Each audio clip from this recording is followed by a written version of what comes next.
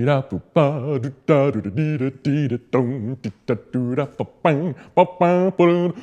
to the courtroom of Judge DeCina, where all the cases are real, but the people aren't. Well, some of them are.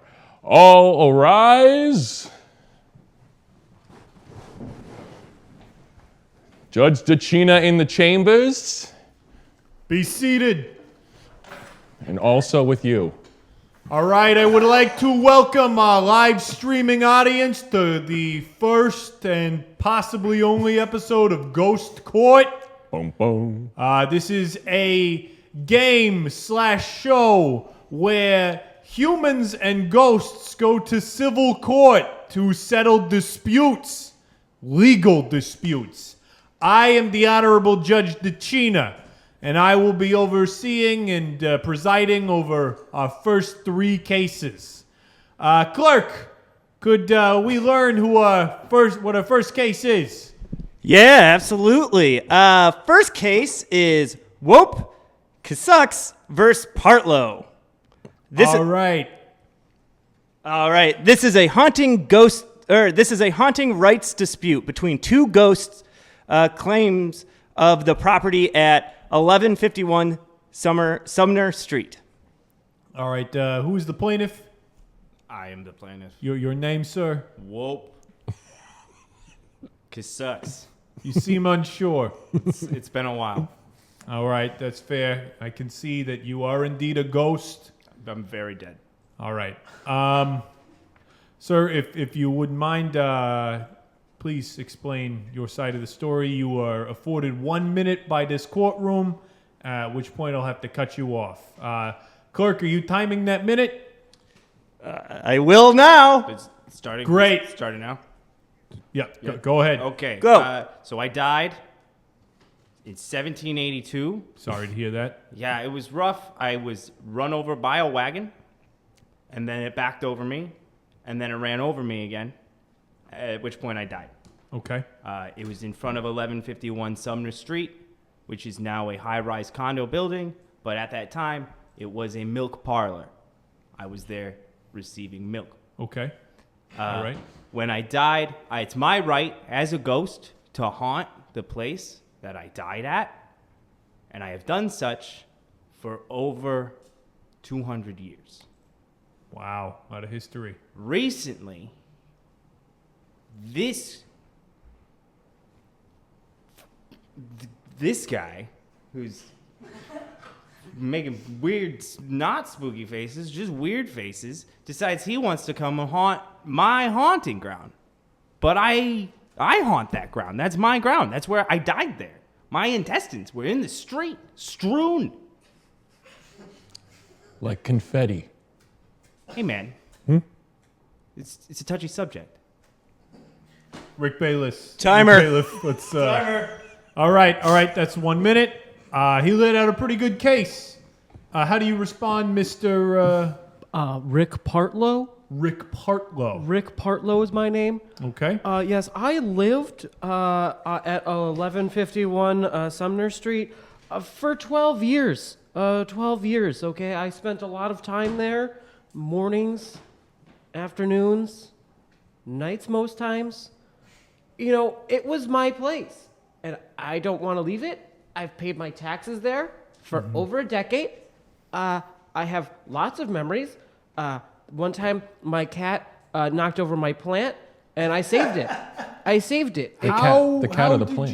Well, actually, I'll let you finish. Sorry. Oh, no, it's fine. It's mostly just suspending it above water while still having water involved. It was an impressive process. Really, it really was. I thought that fern was gone, but that fern came right back to life. Unlike my current predicament, as I am dead, and I'm looking to haunt my old haunt. And I don't think that is that wrong. I don't think it's wrong. I don't know how to say your name, but I think you're a jerk. It's Whoop Sucks. You wolf can suck. Hey! I will not have that in my courtroom. I'm Order! very sorry. Hey! I just need to say the word, and Rick Bailiff will be right over there. Okay? I'll make you a not very good meal. Will it be protein? What will the protein be in the meal? What will the protein be in the meal? Some sort of soy This substitute. seems tangential. Can we get back on case? I mean, this is important to me. Thank you. I'd Time? like to know the All side right, dishes that's of the meal. time. That's time. Now I have 3 minutes to ask questions and sort of suss out what to do. My first question is over here to the plaintiff. Wope. There it is. Were you a citizen of the United States of America at the time of your death? I was. Yes. You were fully... I'm a native citizen of this country. Okay. All right. And same question to you, sir. Yes, I had a dual citizenship with Canada because you can buy cheaper fireworks. Okay. Canadian first? No, American first. Canada was just for the fireworks. Okay. All right. Canadian fireworks. Okay, we'll get into that later. You both died at the location, so it seems like nobody has a stronger legal claim at this point, which then leads me to the next consideration, which is hauntings. You've been haunting for 200 years? 233. What's your typical haunt like? Oh, I get up around 7 p.m. Like a shuffle around some dishes, ruffle some bags of chips, scare the plants and animals around the area. Then I'll do some, generic floating. Okay. Sometimes I'll switch a TV channel. All right. Turn a radio dial. Every now and then I'll make a moan. Turn a dishwasher on. Turn the dishwasher off. Okay. Usually, haunt stuff. I'm not mean about it. I just, let my presence be known. And you, Mr. Partlo? Rick Partlo? Partlo, how do you haunt? I mostly pick up dust and debris. And debris. I put it in the trash can. I'll clean the windows every so often, He's but a janitor. not all the time. I'm not a janitor by trade, but I Okay, I want to keep my afterlife looking nice. I think I might have a solution here. You died when this was a condo complex, when this was an apartment building? Yes. How did you die? Peacefully in my sleep. Peacefully in your sleep. What apartment did you live in? 12F. 12F. Okay, I have come to a decision. Silence for the decision. I'm so you. sorry. Obviously, it is a tough call. There's only so much space on this earth. A lot of people dying with unfinished business. So we all sometimes have to share. Even though every ghost has a right to haunt where they died, you gotta make a split decision. Thankfully, you died on the street being backed over by a cart, and you died in a high-rise. So everything over 100 feet is your haunting territory. Anything 100 feet and above, that's where you haunt. That's what you get to haunt. You can't haunt any lower than that. You've got the street, but you cannot pass 100 feet above sea level. Is that clear? That seems fair. You can All right. haunt what This you want. does not below. Kassak. Okay. That seems fair. All right. Next case.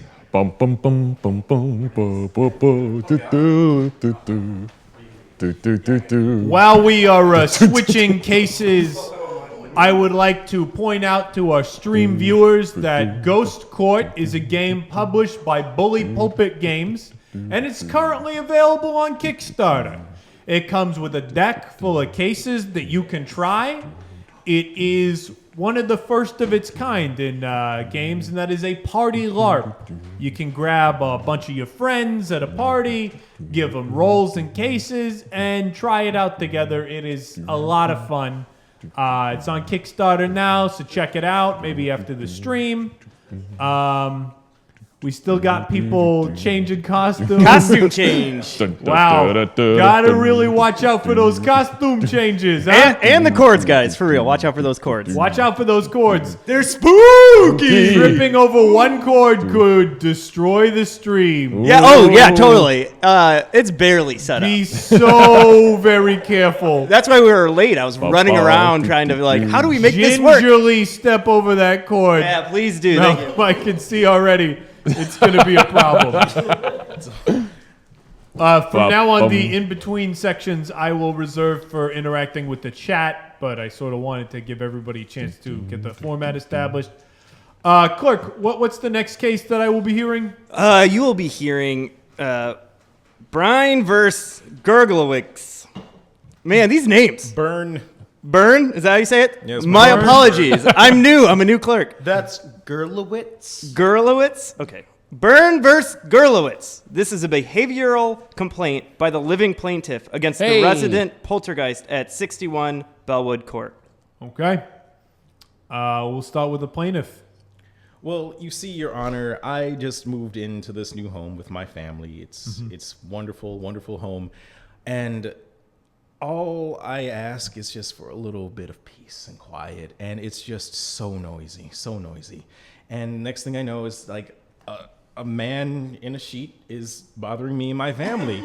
And, you know, my initial reaction was, you know, I think we're living in, you know, modern times, but it turns out that it's a ghost. And that's the last thing I want is just to be bothered by men in sheets. I just need some quiet time. It's too loud. I see. Is that all your case? Is that everything that you wish to say? Yes, I just need no ghosts because it's just too noisy. Maybe if you were a quieter ghost, but this one is just too noisy. Okay. All right. So we have heard from our plaintiff. We can restart the timer. Now hear from our defendant, Mr. Gurwitz. So the purchase that was made, the alleged purchase of the property that was made recently. Alleged purchase. Well, I mean, I had no involvement over it. I've been haunting this place for quite some time, at least the last 2 decades. I think that gives me Have you not counted? Ooh, things are a little hazy, you know, from day to day to day to day to day to day to day to day of haunting, and things get a little reckless when you're my kind. You know, the restless enabled, also known as as poltergeist type. Things get a little, you don't keep a good track sometimes. And he knew there was already, from my understanding, he knew it was going to be rocking when he made the purchase, the alleged purchase. Not true, so. And also the issue of the sheet. I mean, it was this, or there's literal bare bones under here, and this is the least I could do with considerations of what I had available to me. Being the restless artist like I am, you don't have to make a ton of money. Time's up. Okay. All right. I do have questions. I will start with Mr. Gurwitz. The plaintiff says you're noisy. What does that entail? Well, occasionally there's chain rattling. Occasionally there's movement. I like to think of it as artistic projection, projection of plates across the room. There is, I mean, nothing too out of the ordinary. I mean, for a poltergeist, nothing too out of the ordinary. I can't hear my soaps. My soap operas are so important, and I can't hear them. I cannot hear. It's the soap operas. It's the concern isn't over your children. Well, yeah. I mean, my children, they're important too. They need to rest. At what time of the night would you say paranormal phenomena starts? Exactly around 9:13. 9:13 p.m. Yeah. It's right when the first commercial starts for the Vampire Diaries, and it just ruins the mood. Look, I'm a creature of habit. There are certain traditions that you build up over the years, especially over decades. 9:13, it just always felt right, and that's what I've stick with. Mr. Gurwitz, do you know how you died? It might have involved artistic projection. Do you know how you died or not? Answer the question. I do not. You do not know how you died. How are we supposed to know if this is where you died? It seems to me like a lot of things, a lot of important details are slipping your memory. Well, I know that I have a very strong emotional attachment to this place, which makes it an anchor for me. So I don't think it's purely about the fact that whether or not I died there. It's whether the place holds importance. And this is like my studio for my personal artistic expression. That has no bearing on whether or not it's legal to haunt. Can you describe your property for me? My property is just a nice, open, sort of like bungalow. Not the interior. I need to know the exterior. Is it a house? Is it a? Oh yes. It's a house. It's a house on 61 Bellwood Court. Do you have a garage? Do you have a shed? Yeah, I've got a garage. It's a 2-door. Pool? It's a 2-car garage. You got a pool? Yeah. There's a pool back there. All right. I'm not sure why the pool matters. Do you have like trunks I can borrow? Or? Do not question Rick Bailiff. I will make you a poorly constructed but expensive meal. If you can make me eat it, I'll take it. All right. Please, order! Hey! I miss call eating! for order. Yes. That means everyone's silent. I have one more question before I render my decision. That is about your sheet. Yes, Judge? You say that you have bare bones underneath that? Yes, sir. But They yet rattle. I hear you rattle chains. Bones and chains, they rattle. Can you not clothe yourself in chains? Oh. If there was enough chains available, yes. Okay. So I want to maintain some sense of modesty. okay, want to maintain a sense of modesty. Here's the decision. You have to lose the sheet. It's unacceptable for you to be around that family and those kids wearing a white sheet. It can't be done. That said, we cannot uproot this ghost from that home. He's got an emotional attachment to it, and that does matter in a paranormal sense. I guess I can get earmuffs, but I mean the sheet. Well, we're not done. 9:15. That is not an acceptable time to start haunting. 9:13. 9:13. Those kids have homework. They've got to sleep through the night. I assume this gentleman and his wife have jobs that they have to go to. You are now haunting during the day. Your hauntability time comes from 11 to 8. That is a hard out. Also, if you're haunting in that home, I want you haunting areas like the garage, okay? No throwing plates. That could hurt kids. All of a sudden, we're going to end up with 3 kid ghosts on our hands, and we're going to be trying for custody of those kid ghosts, and I don't want that in my courtroom. Is that understood, Mr. Gurwitz? Yes, Judge. All right. With that, this is an agreement. We're going to see how it goes. Maybe you need to strike a different agreement later on, but I think different times. Don't disrupt the kids while they're sleeping. That's it. Your Honor, there's some other men in sheets that I'd like to talk about, but Unfortunately, this is not a civil dispute. That would be a criminal trial. That would be a next criminal door. trial. Go over there. All right. So we're swwing cases. Clerk, while Yeah, everybody is getting ready, I want to hear from the chat. Do we have anything in the stream? They're yelling, "Ghost fight!" I call for a ghost fight. Them's Oh. fighting words. Remember, they're a little bit in the past. Doesn't matter. I think you need a bailiff to hold back the out-of-control living and an exorcist to hold back the out-of-control spirit. Thank you. That was awesome. We got a ghost Cathal? corgi in the courtroom. Oh, should we go to the corgi cam? Can we? You got to hold him up in front of one of the cameras. That's going to be rough. Never mind. Let's not do Very that. hard. That is a Hey, heavy Mr. dog. Judge, are you related to a blue alien? I have a cousin named Zavok. He's a chiss off the block. Oh, man. Hey, I'll switch to that camera so you know who said that one. Clearly, right? All right, are we ready? We got to know who's guilty You of look that. in front of you. Yes. I got it. All right, clerk, can I get the third case read out for me? Hopefully I can read it without stuttering. Bum, bum, bum. Turnbull versus Wong.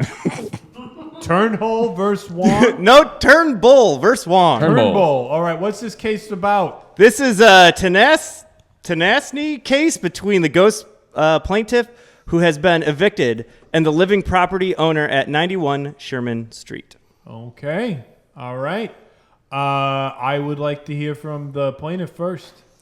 All right, Your Honor. My name is Turnbull. I'm the plaintiff. Pew pew. You can't see my fingers, but they're shooting little finger guns. Hey, whoa. Oh, these are just spirit bullets. Yeah. Totally harmless. Yeah. Anyway, yeah, that's my name. All right. State What's your case. game? Right. So you know how it is. You're in an attic. You're in maybe your parents' attic, and they told you it was okay for you to stay there while you find your feet. And all of a sudden, there's a gas leak, and everybody's dead. Right? But your parents pass on, and they left the house to you, or at least the attic, in perpetuity. But you don't pass on. Maybe you had some DVDs of Charmed that you wanted to finish. Maybe some other kinds of unfinished business.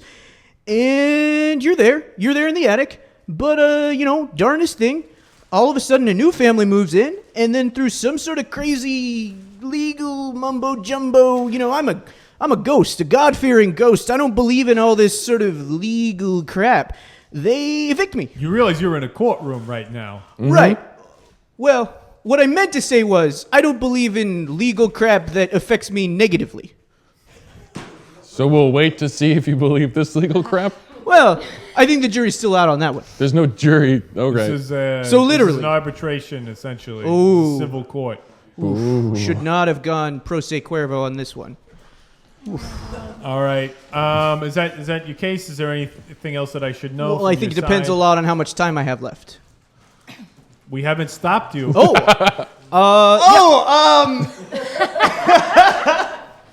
right. Hey, there are Reese's coming out, and I totally didn't start a clock. I believe That's a minute. that's a minute. Let's go to the defendant. All right. Good evening, Your Honor. Your name? Lydia Wong. Lydia Wong. Miss Wong, please state your case. So I moved into this house a couple years ago. I am the legal owner of 919 Sherman Street. The previous owners passed away. This gentleman, or whatever you want to call him, sitting next to me, has been living in my attic illegally, even though I have contacted authorities and I would like to object. legally evicted. I'm not done. Evicted, okay. And he has refused to leave, so he is squatting currently in my attic. Ew. And you would not believe how loud he plays those DVDs. I cannot get the Charmed theme out of my head. How does that go? It's a good show. The Charm theme. Can you give it to me, please? I could, but unfortunately that might cut the stream. We might have some copyright issues with that. It's Timer's true, done. it's true. Timer's done. We do not want to mess with a higher power. UPN. Come on, knock on my charm. That frog. All right. My question: when you had him evicted, was he dead at the time? He was. Did you do this through the court system, or did you hire a private ghost-busting service? I took it to the police. They posted the paper up on the attic door and informed him that he needed to leave, and he was escorted off the premises at one point, but he decided to come back. He got in through a window. Well, he's a ghost, you know. So you went through the police, the sheriff's department. I did. Okay. So were you removed at all? Served a ghostly notice to vacate? No, there was no spectral notification on my person. And I also want to go back to a point that you made earlier. Could I object now? Is this a good time? What is that? Well, she said that I was living in her attic, and I feel that's pretty inaccurate. All right, we will strike that from the record. Thank you. Fair enough. It has been struck. At the time that you purchased the property, were you informed of the ghostly presence? I the was haunting? not. You bought it from an estate sale, though. Correct. And you knew that there was a gas leak. You That you were definitely informed that 3 people died in that house. Yes. So you knew that there was a risk of haunting. I suppose so, yes, but I had never encountered it before. Ghosts have a right to haunt the place that they died. As far as I see it, I don't see that this ghost's eviction was legal. Also, this ghost was living in an attic. What do you use the attic for? Is it a finished attic?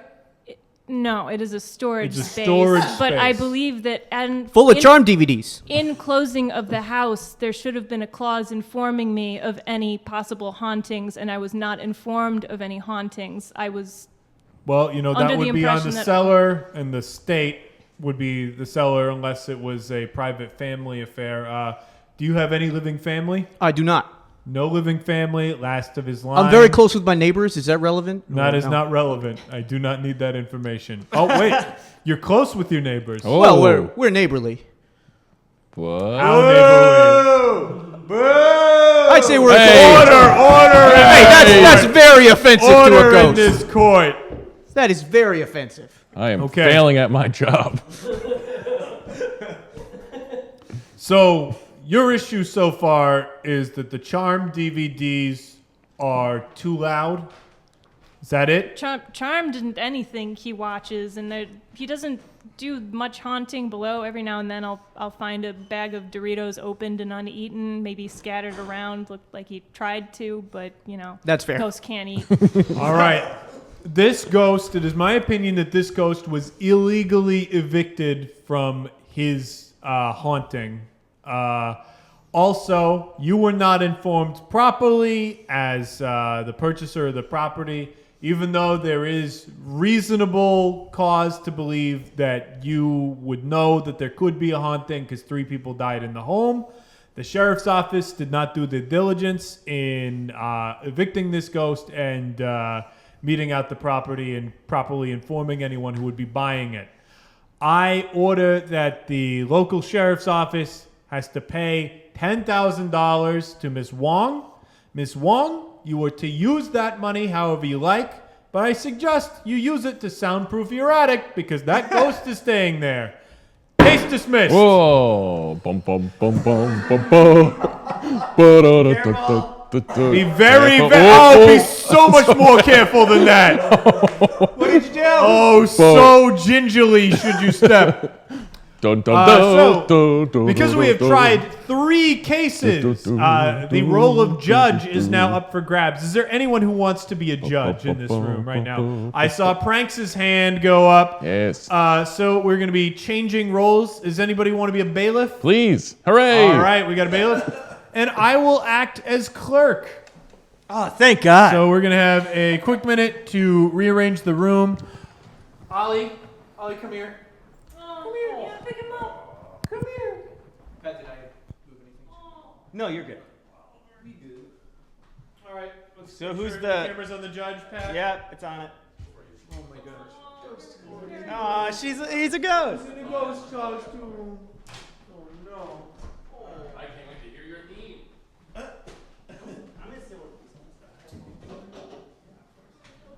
It's all, it goes from there. Everybody's all right. I need a camera. Oh, it's, I have a camera of nothing. There was a cute corgi here when I walked away. Oh, no.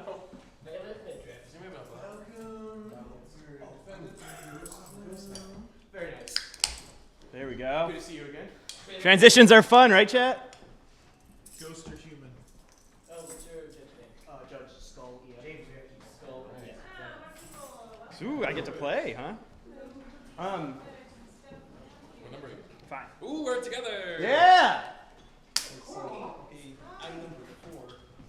So you'll be first. I'm so sorry, chat. There's supposed to be a corgi on the screen, but the corgi went away, so now it's a blank screen. Sorry about that. We're just doing a quick changing of the guard. You're on. Oh, right. I'm already on. Yeah, I'm number 4. When are you? Oh, you are. Nice. We're both wearing sheets. Oh, yeah, I'm 4. Okay. How I cannot read any of these names. They're hard. It's from them. All right, we're gonna be. Pranks, you're gonna be presiding over 4 cases. Okay. All right. Get out of here. You wanna do the theme? Okay, guys, places. Do we have anything fun from the chat? Pranks jokes. Yeah, Pranks got some chops at this. I'm very excited. I'm Bailiff Midriff. This is a saucy bailiff. You know, right now the camera is just on the bailiff. Yeah, it's great. That's awesome. Well, it's supposed to be the corgi, but he ran away.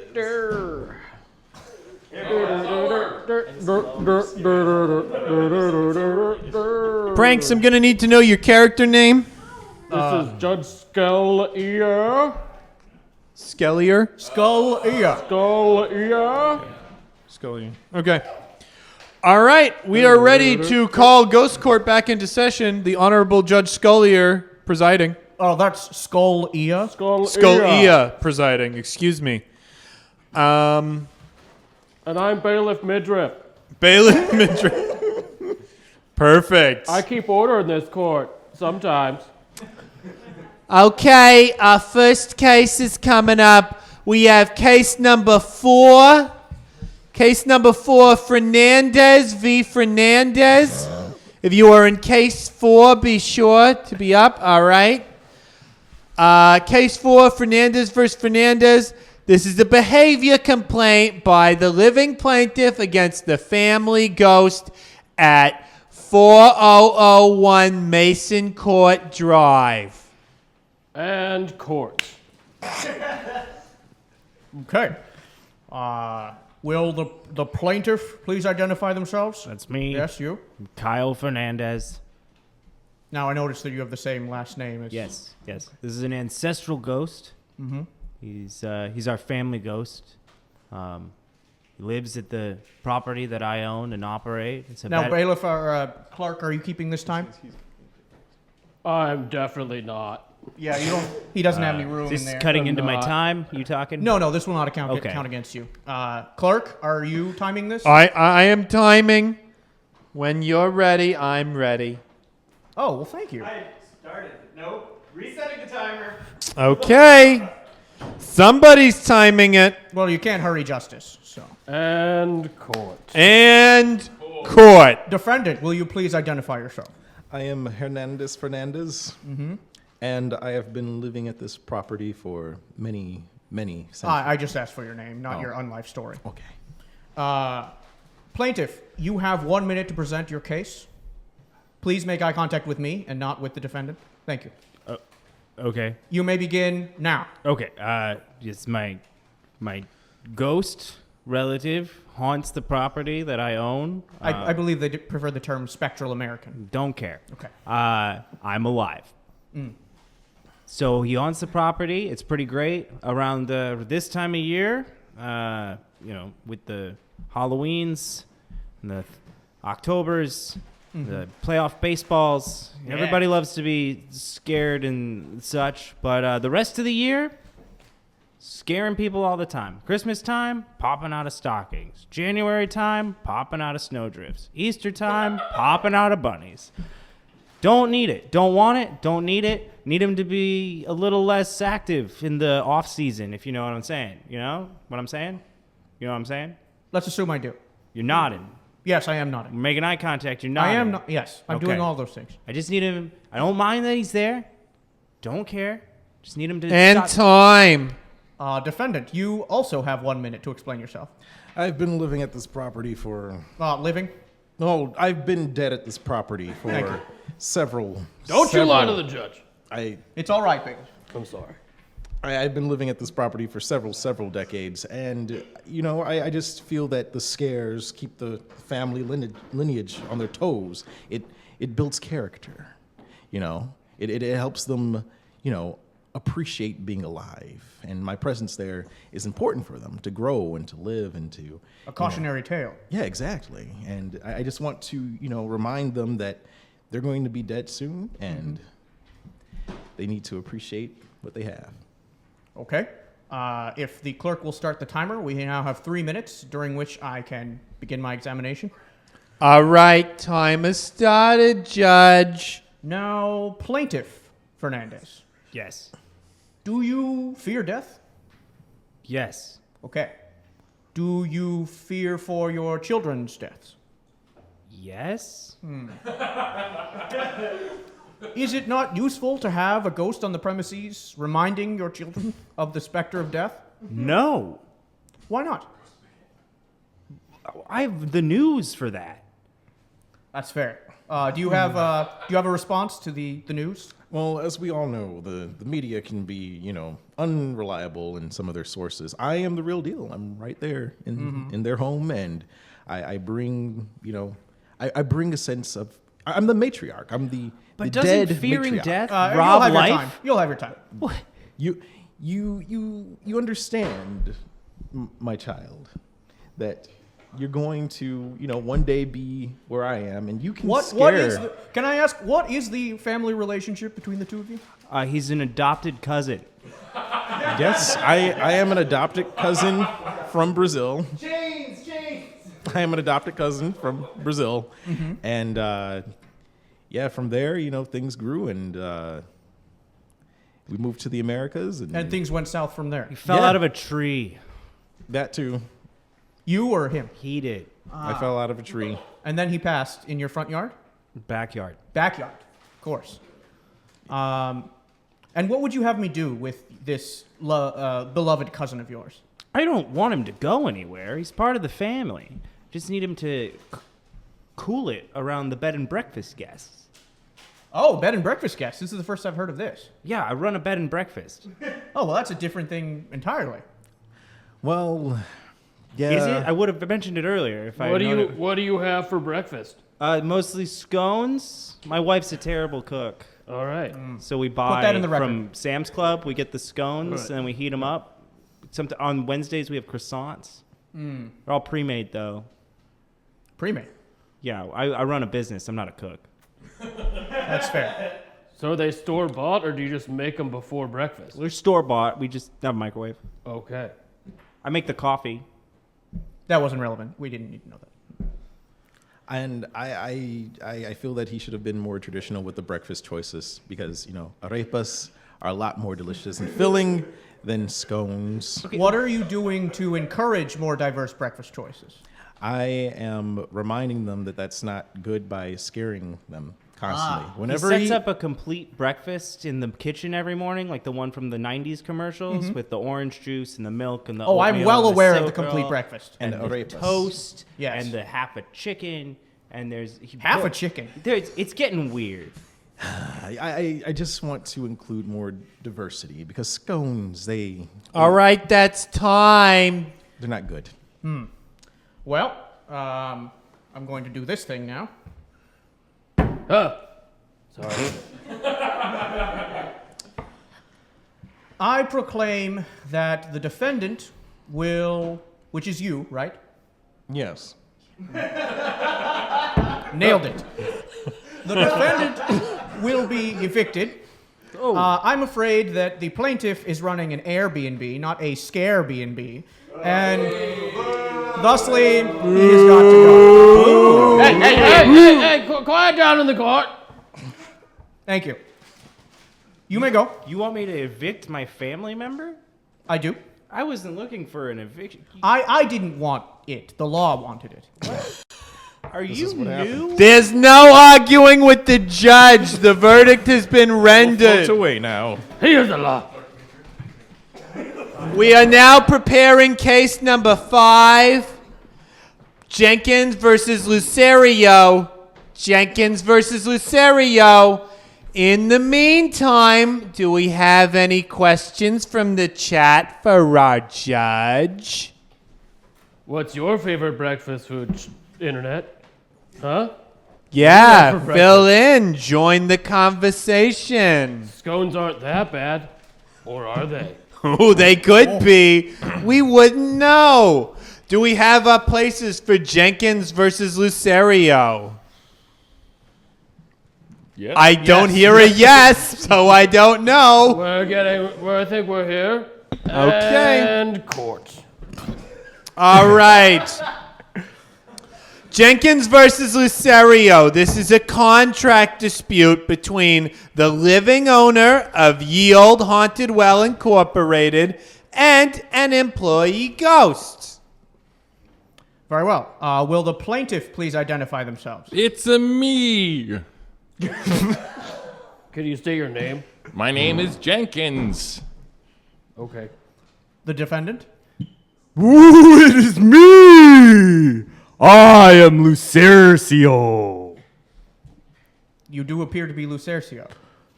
Now, the plaintiff has 1 minute to explain the case, and clerk, you may begin when ready. Timing now. Okay, well, so I run Ye Olde Haunted Welly, and it's a haunted well. It's a gift shop. There's a miniature golf park with like ghost, things, like a ghost pendulum and a ghost, what are those things that Don Quixote fought? Windmill. Ghost windmills and stuff like that. And, it's wonderfully gothic. But, lately, my contracted ghosts, they are contracted to do a job, have been slacking off. And my attendance has plummeted. One could say it's dead. One could say it's dead. One could say it's dead. Are you killing your actual I'm not. No, I'm not. No, I'm saying the attendance is down because the ghosts are not doing their job. Throws him into wells. I don't throw anything in the wells. So I died. I fell in well. Right, but this was before. Excuse me. Yes, this Do is not my cut time. into his time. Wait, come on. I didn't interrupt you, but you haven't talked yet. But I Clerk. plan not to interrupt. And that's time. You may speak for 7.2 more seconds. All right. Well, I just think they need to haunt this friggin' well so I can get And paid. justice. Thank you. Thank you. All right, that's 7.2. Defendant? Whoa! I have to do this voice as part of the job, I love Mr. Ed. But the thing is, You don't think all of that will make his voice hoarse? Hey, what do I... It's a good one. All right. here's the thing.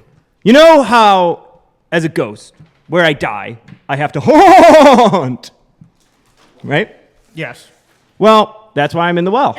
That's the thing that made me be there, is the fact that I died in this well. How did you die? I fell mysteriously, and I'll just leave it at that. Mysterious to you, mysterious to your killer. Definitely to me. Definitely to me. Were you murdered? That I don't know. I'm sorry, I shouldn't be asking questions. Yeah, you're eating into my minute, Judge. My mistake. All right.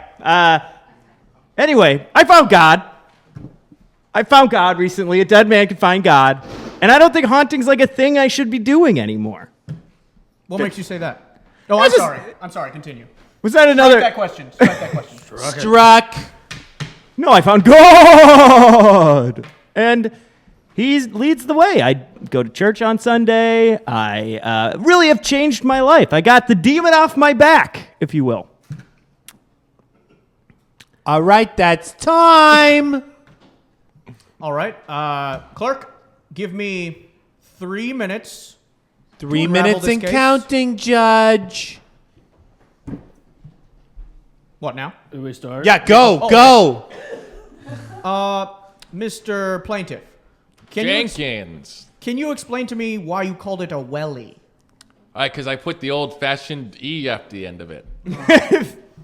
So W-E-L-L-E. Now, what is the defendant's role at this welly? So so it's on the 18th hole of the golf park, and so when they go in to return their balls, they go. It's the haunted well hole. It's humiliating. You are contracted to do the job. You are contracted to do the job. You're not haunting. You're working. What hit are the the ball- penalties for breaking this contract? Right, he signed the penalties that he signed. I can seal up the well, Oh, but I don't want to do that because it's the last part of my attraction. where's the rest of your attraction? The rest of the golf park. Oh. And the gift shop. It still exists. Oh, it still exists. Yes, of course. It's doing very well. E. Put that in the record twice. Boo. That's in the record twice. Very good. Now, defendant, what relief are you seeking? I don't want to work anymore. Oh. Well, that's how would you fill your days? Being spooky.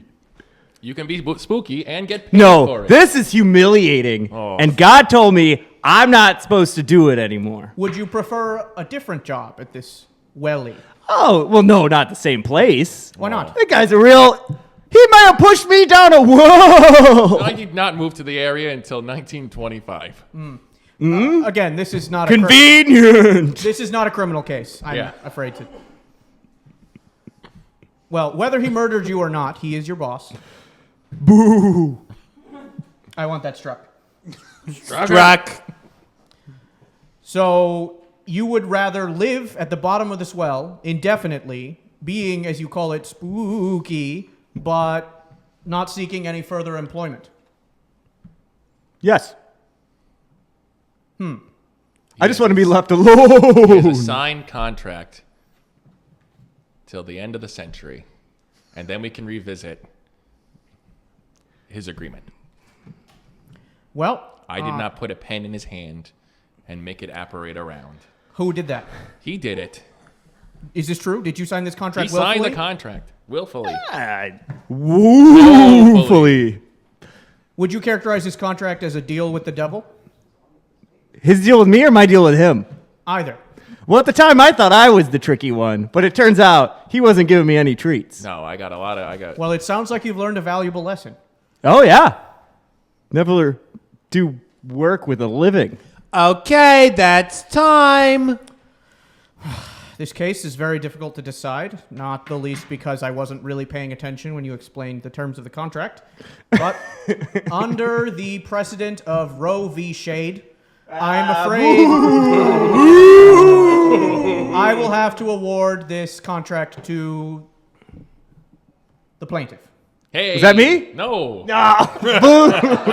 I looked at you to see your reaction. I can see Oh, you looked right at me. I thought I won. Yes. No, I don't know these things. It says it I'm a under- ghost. I'm dead. It Now- says it doesn't mean you can't read. You're not literate. Under the terms of this ruling, you will be obligated to stay in the well, and no more, but also no less than 7 times a year, you'll be required to float to the top of the well, pronounce whatever marketing slogan he would like you to pronounce, and then you may float down. Only 7 times per year. Ooh, I'm gonna make that a hell of a week. What's the slogan? Well, oh well, you lost again.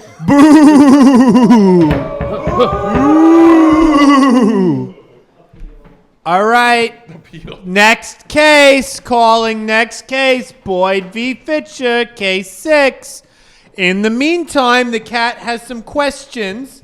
The first is Illinois a right to haunt state? Unfair legislation! And I guess that would be to the judge. Oh, this is to the judge? This is to the judge. Is it a right to haunt state? I do not believe that Illinois recognizes a... Well, let me go back. I am a constitutional originalist, which means that only ghosts which existed at the time the Constitution was signed are ghosts that I recognize in my courtroom. Okay.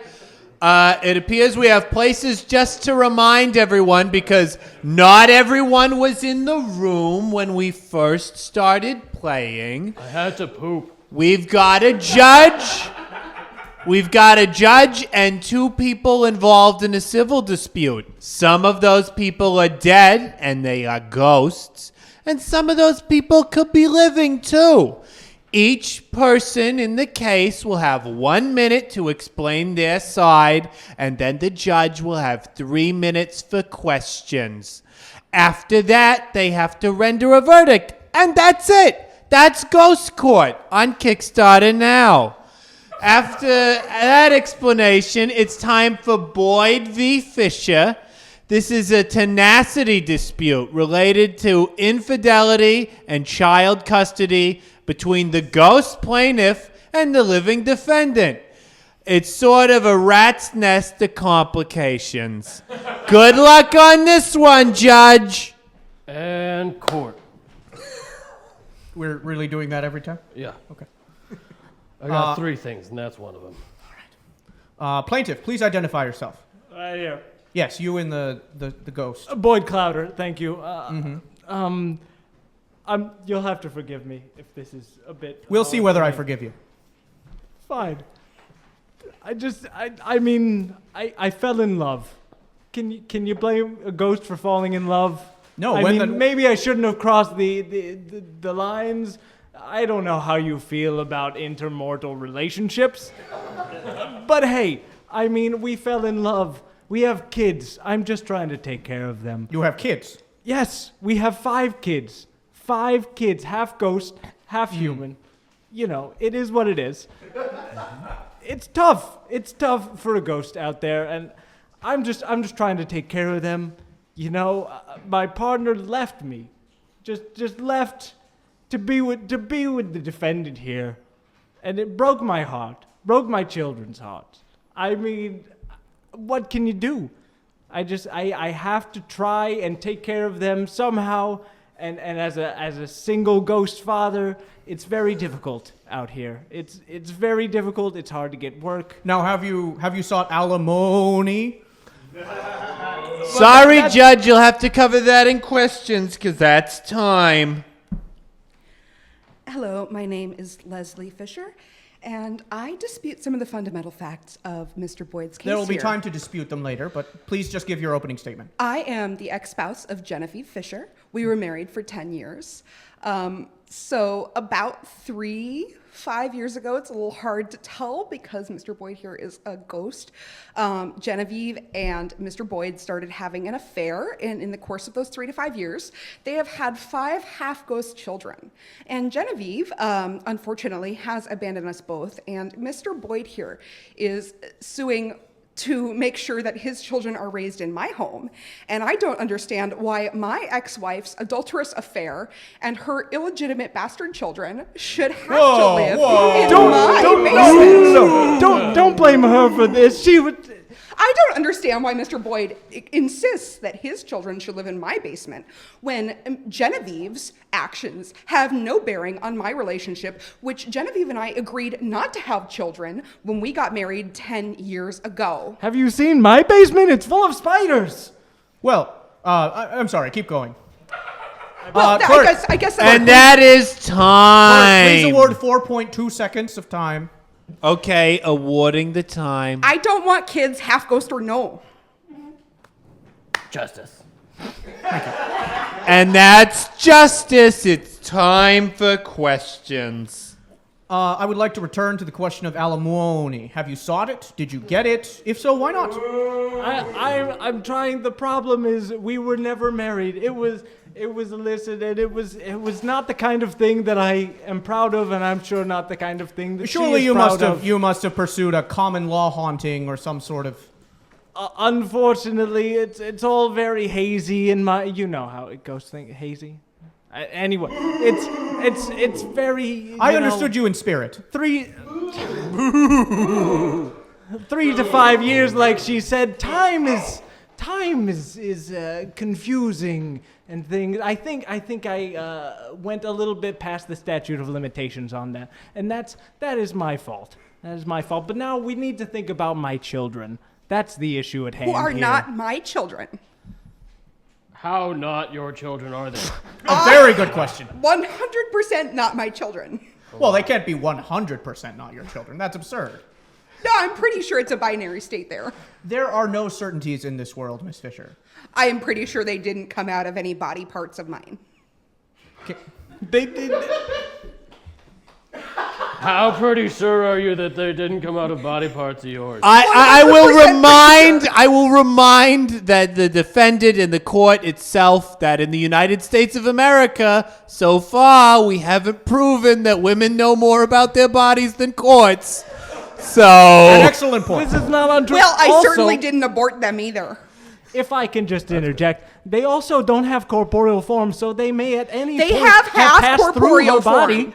They are half ghost, half alive children. They have half corporeal form, and they 0% came out of my body, not 50%. Little They Johnny's came out of arm may have come Genevieve's through your body. And Genevieve at is some no point. longer my wife.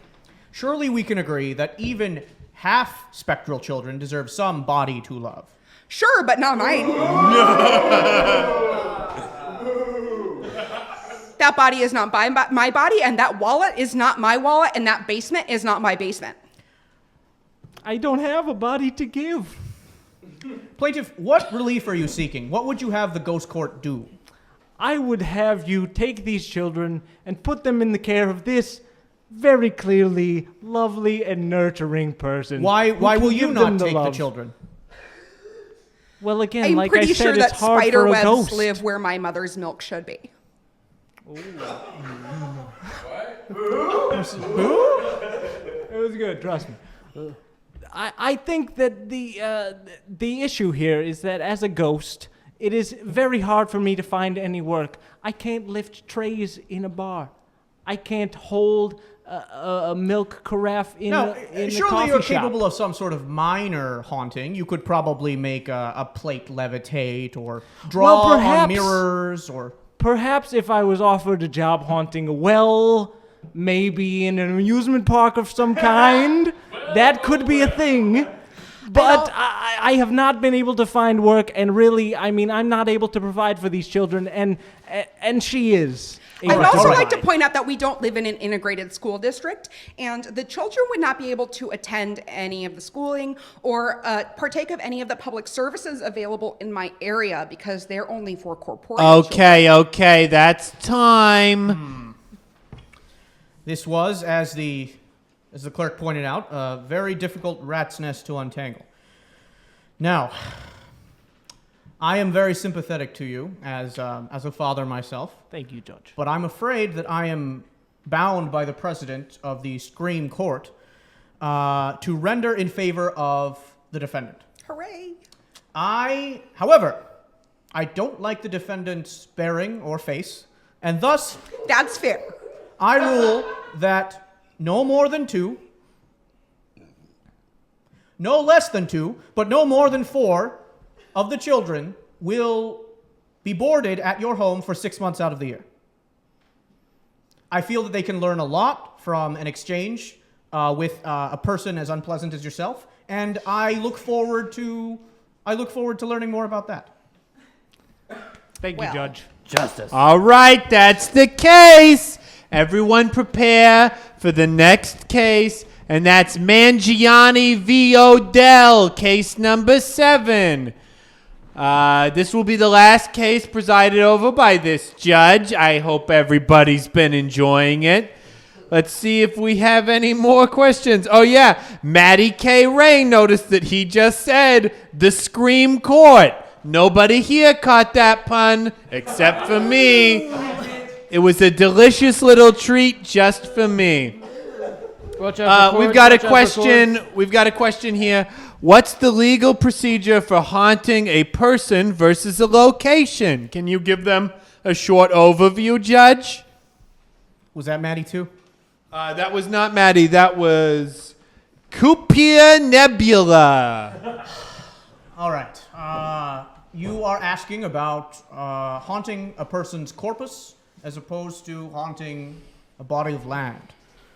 I'm afraid that not a great deal has been taken down on this subject, but if you would like to consult a local legal library, I think you'll find that there's quite a lot on the subject that has been ghostwritten.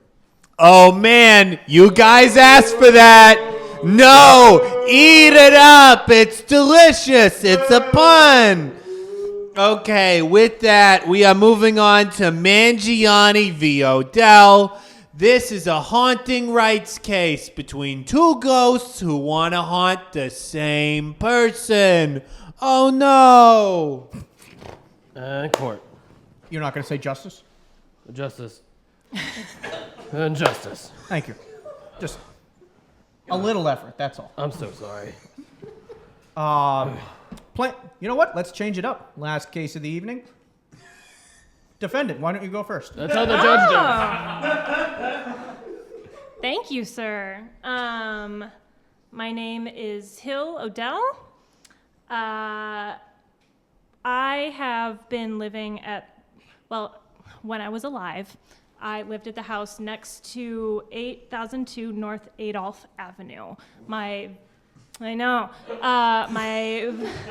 very best friends lived next door And one day, while we were playing at their house, I fell off the roof.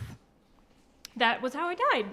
And it just so happened that I passed exactly on the property line.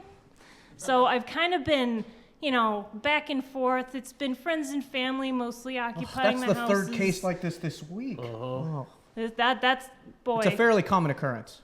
All the time. I hear about it all the time. Yeah. So I've been kind of floating between the houses. I mostly consider myself a very friendly ghost. I'm just trying to be helpful. If, family's got a baby, I'll be like, oh, he's falling down. And just give him a little, top back up. And, Oh, okay. I'm a good ghost. I don't mess things up. Sometimes I'll move stuff just to Where mess are you with touching people. these babies?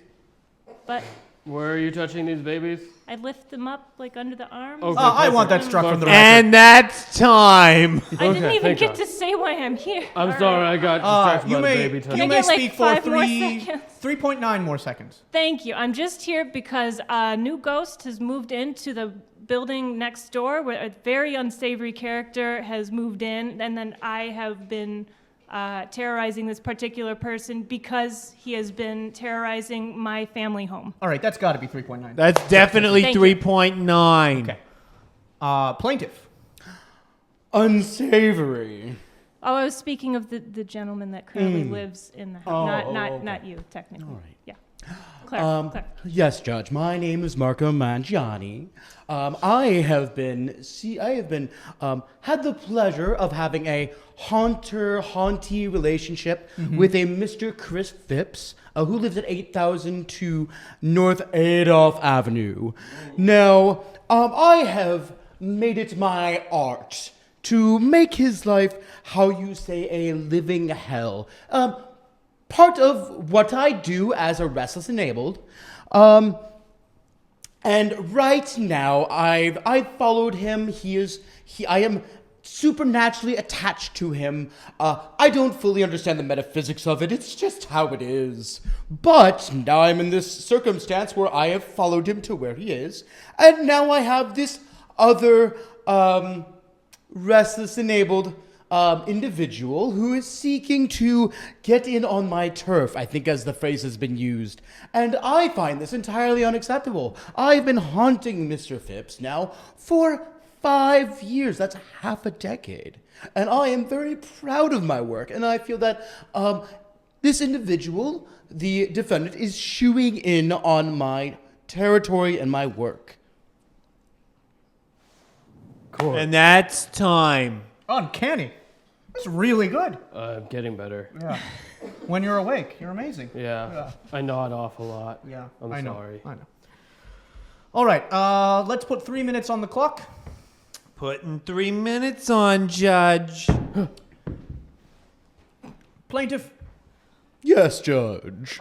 would you characterize the defendant as a spooky ghost? The defendant? Yes. No, more of a friendly ghost. In the vein very- of a Slimer or a Casper. No, much. Well, we don't use the word Casper much these days. Why is that? It's a little antiquated. But they are a very amicable type. And plaintiff? Yes. No, Nope. I'm not. I'm the. I'm the plaintiff, Judge. Of course, I was I merely. assumed you were about. I was to merely address me. testing the bailiff to see if he would catch that. I did not catch it, Judge. Yes, I know. Defendant, Yeah. why do you think you're in the courtroom right now? What have you done wrong? I mean, because I died on those dividing lines, and this particular gentleman occupying the home next to my original family home is being absolutely awful, causing all kinds of havoc on the family that currently lives in my old family home. I feel obligated to defend the family home from this particularly unsavory individual, this Chris Phipps. Has there been ghost fights? There have been occasional arguments, I'll say. We haven't gotten metaphysical at all, but Merely disagreements. we've had many disagreements. I caught that pun. That was a good one. No one expects them from me. Defendant. Defendant, I'm going to use the legal term here, and let me know if this is a little too technical. What is your beef?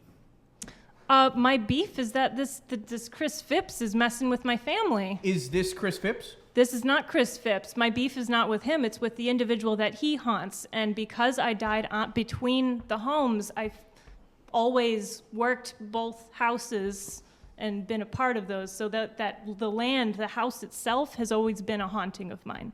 Now, Mr. Mangani, why have you brought this suit as opposed to this Chris Phipps? Because it's an issue of haunting rights. I have had claim to Mr. Phipps as of 5 years ago. That's half of a decade. And Mr. Phipps had no one haunting previously. So it is of my responsibility to lay claim to my haunting rights. And the defendant, again, a very amicable person. Are you attempting to step into the shoes of Mr. Phipps here? Are you attempting to... Oh no, I don't wish to defend his behavior. I wish to defend my ability to haunt him and make his life a living hell. Why did you not... And again, I'm going to use the legal term here. As you know, possession is 9/10 of the law, so why did you not possess his body? And with that pun, that's time. Lack of consent. This is a very difficult case, and I can sense the courtroom turning against me. So... I'm sorry about that. I'm afraid... Don't turn, everyone! Stop turning. Thank you. Turn around. That's encouraged. I'm afraid I'm going to have to rely on the precedent set by Abhorrence v. Texas. And I will find... A classic case! I'm going to find in favor of the defendant and rule that the defendant is able to occupy the dividing line and continue to engage in light, harmless pranking of the abhorrent Chris Phipps. Thank you, sir. Is there anything I can get you? Water or...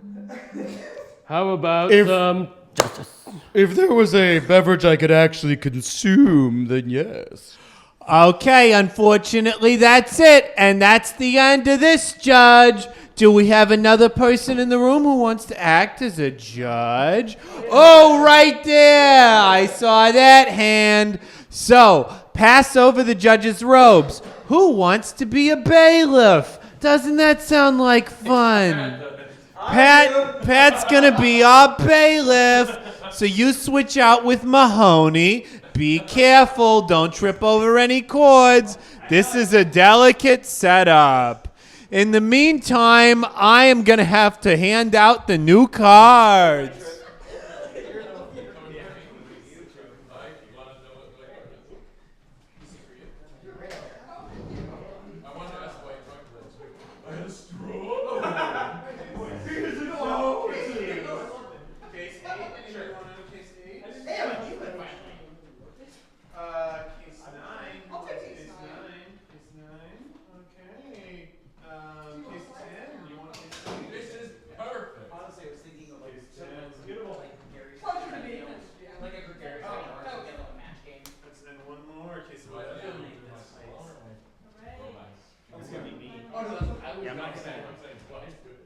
Sorry that these transition periods are so boring. So we're going to be seeing, the next case that we're going to see is case 8. So if you're in case 8, get ready. In the meantime, I'm going to hang out with the chat a little bit. What are they saying, James? Man, the sudden decrease in puns is going to give us all whiplash. It's fine. Clerk, bailiff, formerly Belcher. Oh, I guess that's what this voice is. Oh, we've got a question again from Cupia Nebula. Are tentacle monsters legally allowed to bailiff in ghost courts? Okay. Well hidden, don't worry. I didn't realize that was such a burn against O'Rourke. Oh, is there anybody left who wants to be in case 12? Anybody want to do case 12 with me? I'll do case 12. Okay. All right, Mahoney's gonna get it. Yeah. Nasty. Okay. Ooh, doggy. Oh, a ghost corgi. Look at him. Isn't he just precious? I want to touch his little feet. Pet his my little mic's not head. on. There you Okay, go. that's it. The dignity of the courtroom is restored. Okay, calling the next case. Is this 8? Yeah, that's the one I called for, right? Okay, that's Pierce versus Lefarga. Okay, Pierce v. Lefarga. It's Price, actually. It's a Farger. Oh, whatever. Hey, what I love is that's the one that I mispronounced. Go figure. Anyways, Price versus Lefarga. This is a contract dispute between the living manager of Coffer Avenue Theater and a ghost employee. It's good to see so many ghosts employed. Thanks, Obama. All right, let's get to it. Plaintiff. Yes. State your name. Marquise Price. All right, and the defendant, state your name. My name is Lefarga. What is your name? My name's Lefarga. It's your full Lefarga. name? What's your full James Stewart Lefarga. James Stewart Lefarga. Yeah. Okay. Yeah. What's your legal name? My legal name is James Stewart Lefarga. Plaintiff, you have 1 minute. Explain your case, please. Yes, Judge. So, I run the Coffer Avenue Theater, and I'm very proud of the art that we provide to the public. We've had a very successful endowment provided for us, and the concern that I have is with the defendant that I have had a verbal contract with him, a verbal agreement that in exchange for haunting our wonderful, illustrious theater, they would have in exchange many various perks, including unlimited free screenings. But the problem is that after we've established this verbal contract, the defendant has not shown up to my theater. He is not haunting it. In fact, he has stayed as far away from me as he can, and my theater is ghostless. And this is unacceptable. We had a verbal contract. We had a verbal agreement. There were witnesses. And now I want him either to do the job that he agreed to do, or I would like him to provide damages of some sort, some type of accommodations for the services that weren't rendered. And that's time. Thank you, plaintiff. You're welcome, Judge. Defend yourself. Well, I'm afraid. You see, as we all know, Pauline Kaufenauer, the famed ghost hunter, has started to patronize our Patreon? theater. What? Never mind. Yes, everyone's going to Patreon. But they started to patronize the theater, and I don't want to get all poofed out, you know, and get taken away from the place that I love. I love free screenings of films. But I don't know what to do, because if I get taken away, I can't uphold my verbal contract. But if I go, I could get taken away upholding my verbal contract. I'm just afraid. So afraid. You've got 10 more seconds. So, it's the craziest thing I've ever heard. I'm just afraid. Okay? And that's time. So you, plaintiff, up here. Yes. You have a verbal contract with this spirit. Yes. And there were witnesses? Yes. None of them are here. I was not made aware that I needed to have my witnesses here. Well, you brought them up. Yes. They're not here at this time, no, sir.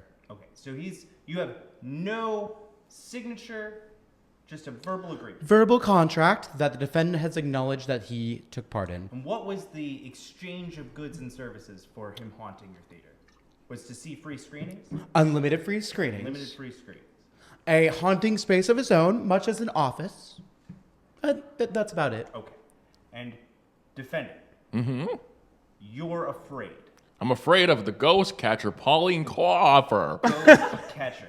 Yeah. Can you elaborate on this person a little bit more? She's got some sort of... How does she catch ghosts? She's got some sort of power pack. I don't understand it, but it's great that a girl's out there doing it. And it's just crazy, you know? It's just like...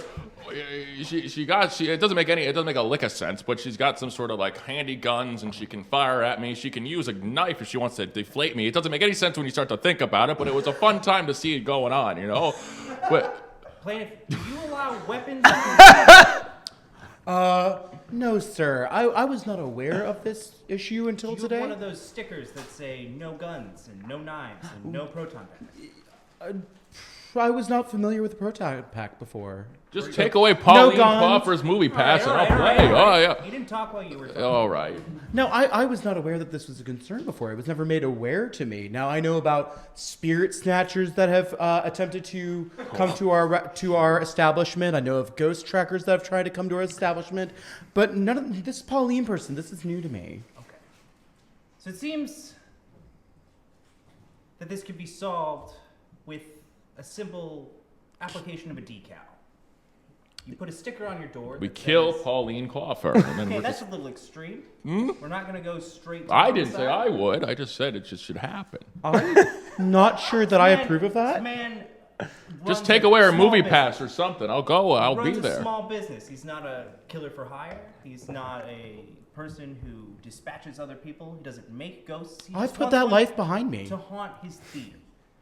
And I believe if you can't get this gentleman to haunt your theater, then he may be in breach of contract. Yes, I think so. So I think I have a judgment in this case. Do you guys want to hear it? I am enthralled to find out. You're dying to hear it.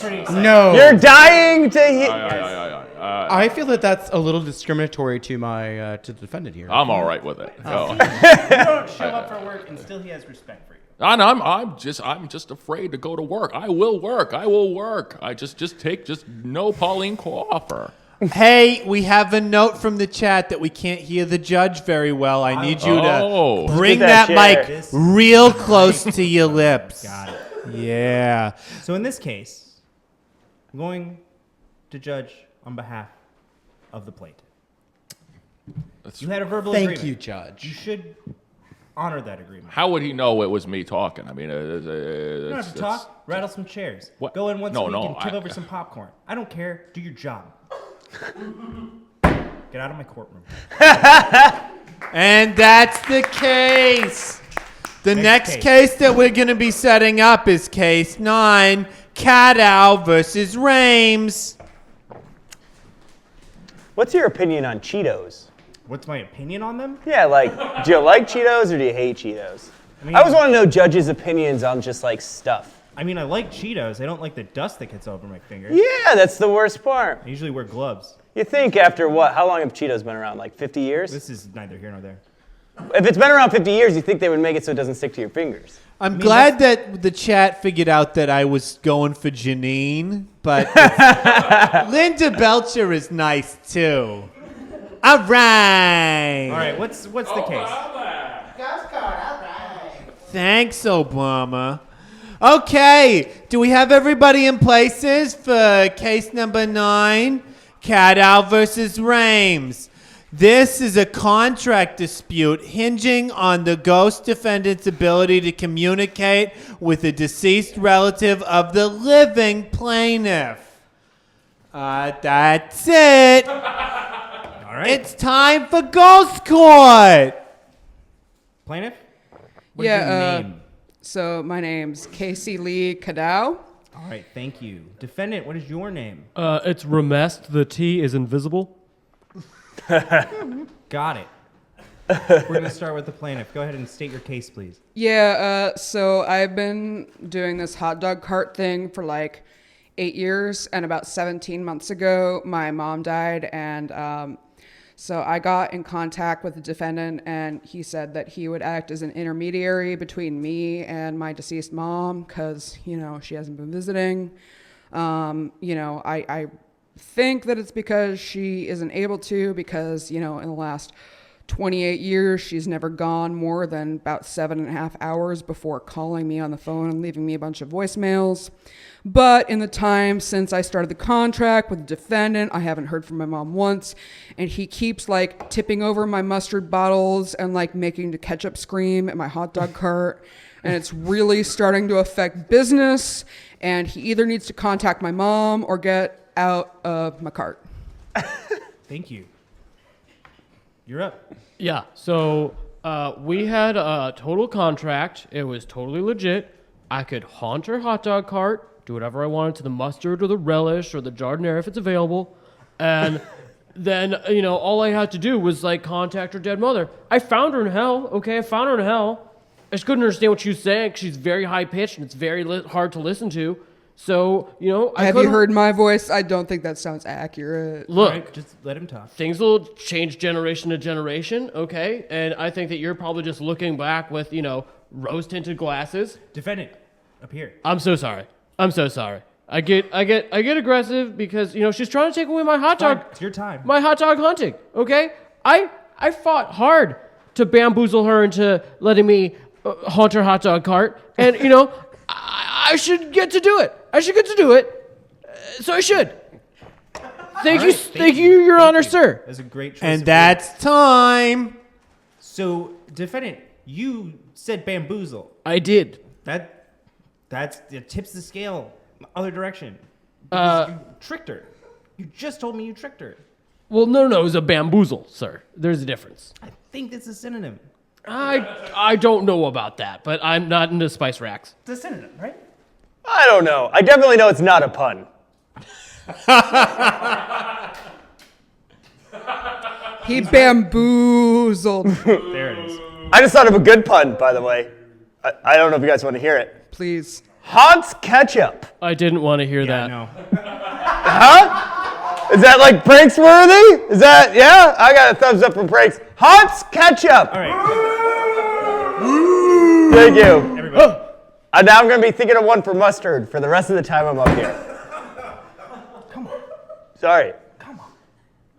It's just going to be Haunts mustard So at the end of this.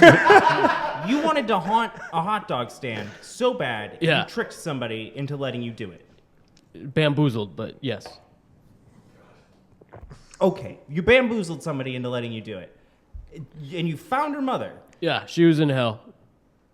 And you couldn't just lie about talking My to her? mother was a Well, no, saint. I tried to talk to her, but it just didn't go well. She was all, and I couldn't do anything. So you didn't convey this information to the plaintiff at all? Well, how are you supposed to convey? You could have just told her you found her. It's super easy. You did the job. You finished the contract. Look, I went for a second bamboozle, okay? What was the second bamboozle? Not telling her that I found her mom and L. You guys that came up with the mustard pun. Only because Grey I'm curious. Poupon. Grey Poupon, yes! Solid. You came up with it way before I did. I'm very good at my job. How much money would you say you've lost? In So sales? the average hot dog is about $4.32, Jesus, and seriously? I've been losing about 7 hot dogs per day over the course of 17 months. So you do the math. You heard I correct, don't- Your Honor. Oh my You heard God. correct. Why are they? You sell hot dogs from a stand. Why are they almost $5? Well, what are you gonna do? Order it from Grubhub and get that $9 service charge? I don't think so. Ooh, wow. So that's like $500,000 in sales that you've lost? It's been pretty substantial. Jeez. And all I want to do is talk to my dear sweet mother who wouldn't leave me alone when I was alive. So I find this lack of communication a little bit suspect. Okay. We had a contract he hasn't fulfilled. I'm happy to facilitate his haunting as long as he holds up as the end of the bargain. But he hasn't, and I'm losing money. And that's time. Thank you, clerk. This is a hard case to judge. Although the information has now been conveyed to you that he did contact your mother and couldn't speak to her. Right, so I want him to feel leave. like roundabout way we completed that contract. But I do think that you owe her a lot of money. because she has expensive hot dogs. So I'd say you have to work. Oh, wait, we have an update from the chat. That's $286,191.36 lost. Thank you for detailing my damages. So it was about $250,000. Way to go, Chad. I'd say that you have to now advertise for that hot dog stand until she recoups around $300,000. Also, you need to use some of that money to buy a Ouija board. Fair enough. All right, that's it. Case decided. I think What a great verdict. I think if I were going to start a mustard company, I'd call it $1 Million Mustard. The next case is case number 10. Calling case number 10. Maybe $1 Million Mustard. Case number 10. I'd buy it. It's worth $1 million. Who's 10?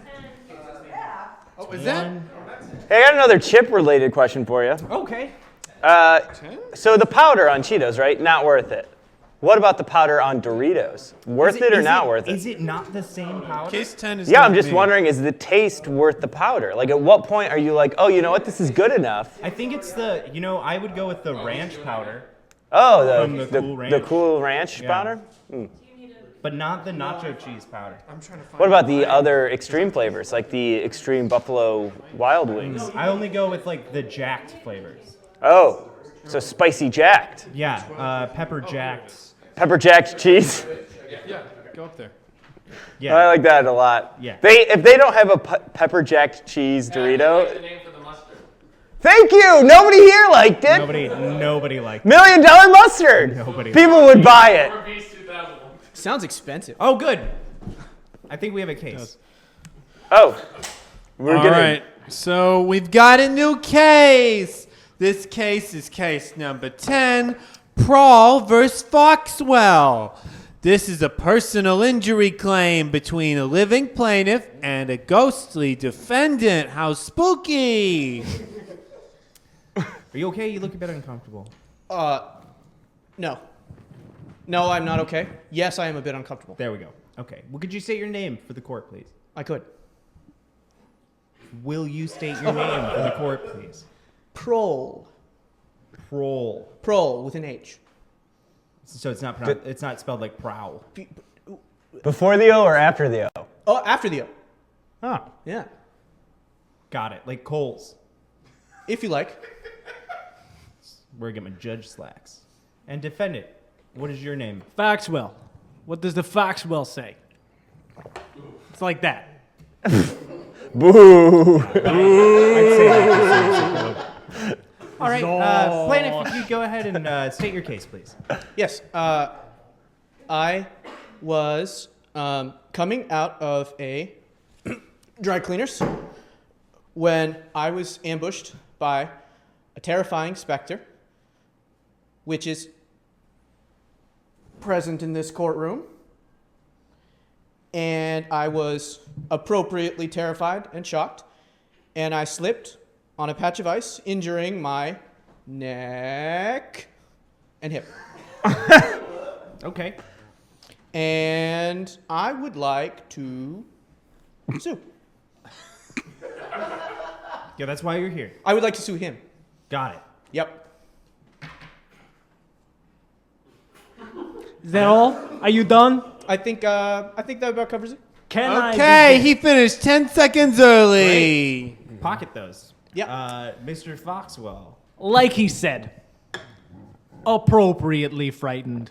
I am doing a service to this country, to the people of this country. You are one of them. You are also one of them. I scare people. It's what I do.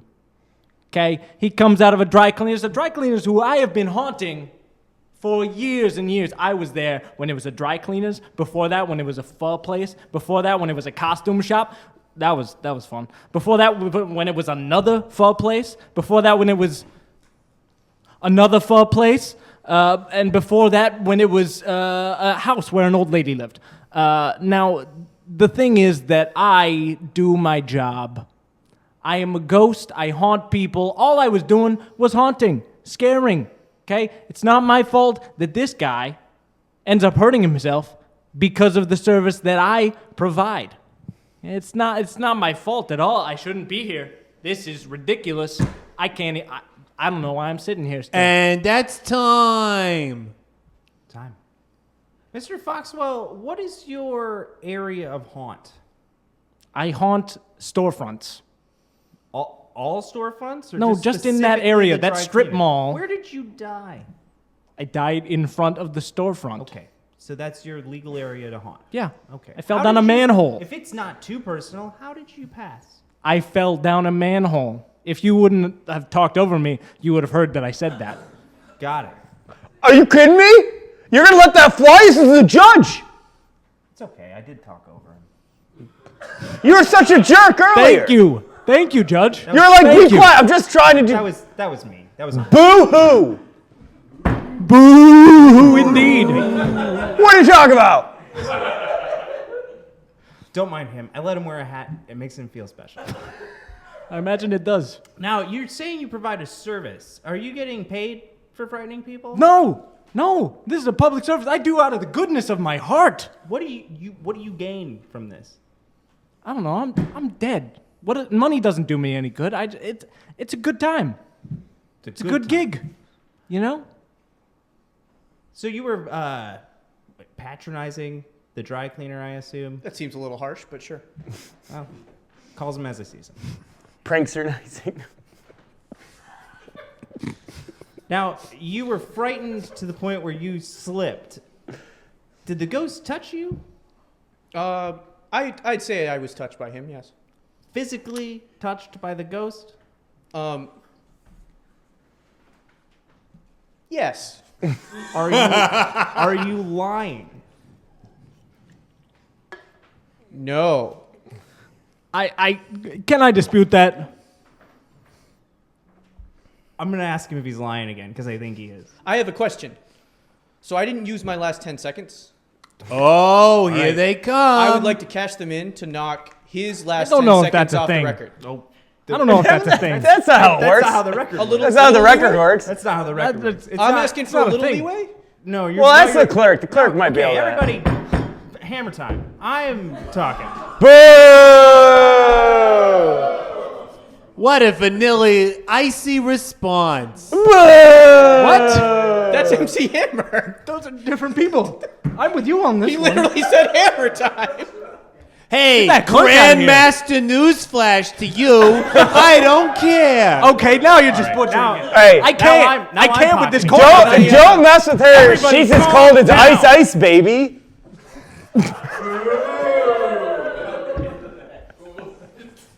Fact of the matter is, you got scared and slipped on some ice. Yes. You were just trying to scare him not to hurt him. Exactly. I don't scare people How to many death. people have you ever hurt? That one. This one. That's it. So you did hurt it. No, I should rephrase that. What I should mean to say is that by actually my physical presence and physically doing anything to anybody, nobody. I can't touch anybody. I just scare people. They get a little bit startled. You know, it happens. But this guy, he decided, you know what, instead of just getting startled and then going on with the rest of my day, I'm going to slip on some ice, fall down, crack my head on a grate. I did decide that. You cracked your head on a grate? I did. You just said your neck and your hip. Well, why sue for everything? And that's time. All right, I've made a judgment in this case. The defendant is yes. not at fault. Thank you, Judge. But I am going to find the dry cleaner at fault for not salting the ice in front of its storefront. Ooh, twist ending. So sue them and go to a real court. What, like tomorrow? It's up to you. It's out of my hands. Thank you, Mangani. All right, what a great trial. Next up, we've got one got more, I think. case 11. Case 11. Yup. Connell and Wicker.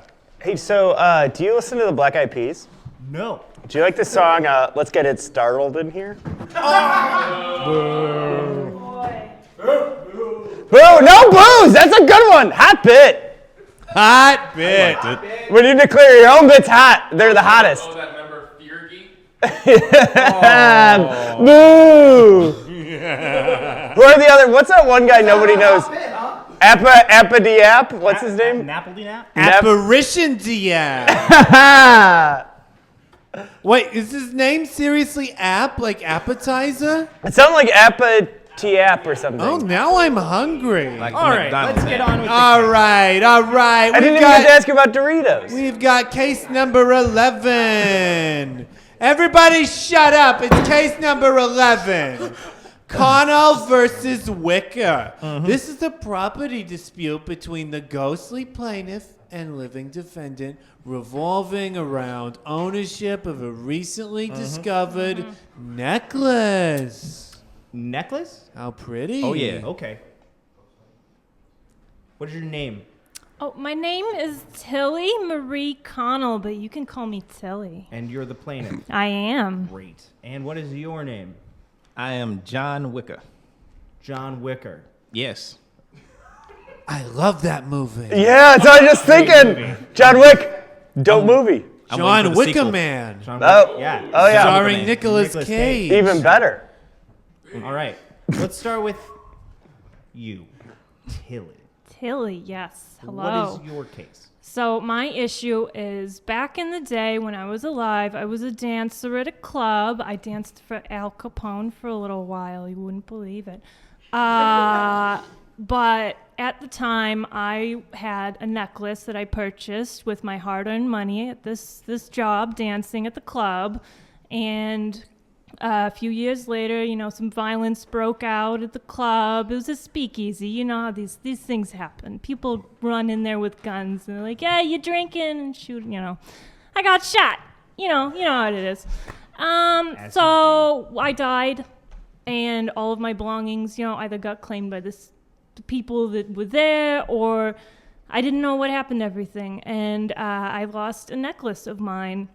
And it turns out that someone hid it within the club that I have been haunting for the past 100 or so years. And this gentleman next to me has found it and refuses to return my property.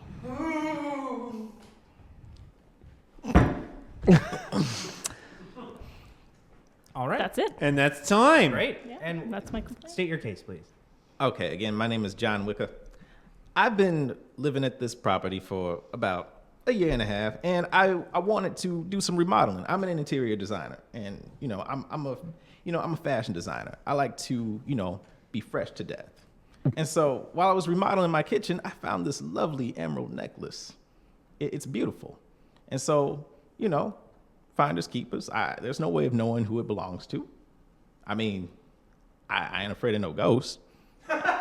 I'm not gonna let somebody just come up and be like, "That was my necklace," and just say. I mean, there's no evidence pointing in that direction. There's no way of knowing that it belongs to her. So I found it. I put it on. It looks good on me. I'm smiling. I've got my remodeled kitchen, and I decided to actually model the kitchen after the necklace. So it's emerald. Like the Emerald City. I know what an emerald is. Yes. So I know what the Emerald City is. Yeah. Yeah. See, there you go. Yeah. Bump And that's time. Great. I have a lot of questions because this is baffling. Mm-hmm. So you were murdered. You could say that, yes. Someone shot you. There was violence in the club, yes. You died as a result of someone killing you. Correct. That's a murder. Yes.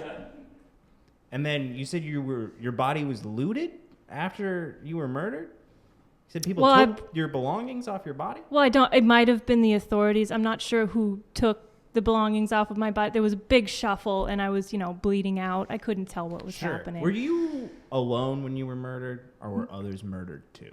There was a lot of people in there. Yeah, there was a lot of murder. But you're the only one haunting this area right now. There's a few of the girls left in there, but they're not as active as I am. Sure. They're a little bit older than me. They're getting tired, losing memories. When you're ethereal like that, sometimes you lose your memories. Were any of their bodies looted? They definitely don't have all of their previous possessions. I'm not sure that they lost anything in specific, but none of them really had something quite as special as the necklace that I had. Got it. And you bought this property? Yeah, I bought it about, a year and a half ago. I moved in, and, it was a little bit in disrepair. So, me being an interior designer, a man of fashion, I had a passion to restore this beautiful property. And in doing so, I uncovered a few things that were left behind, including this necklace. Where did you find the necklace? It was in my kitchen. It was under the floor.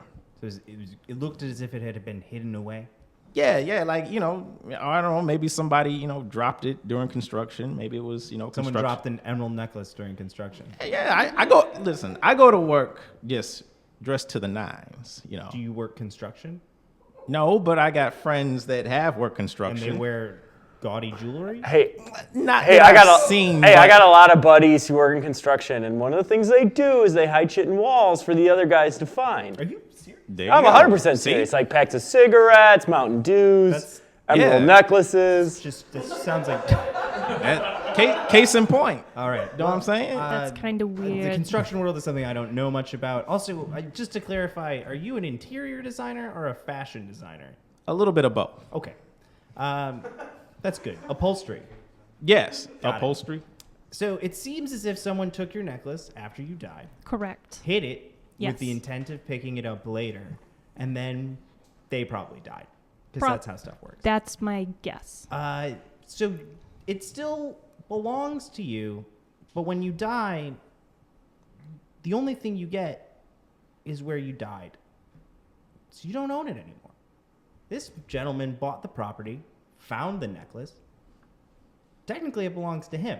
I paid a lot of money back in the day for that, though. I understand.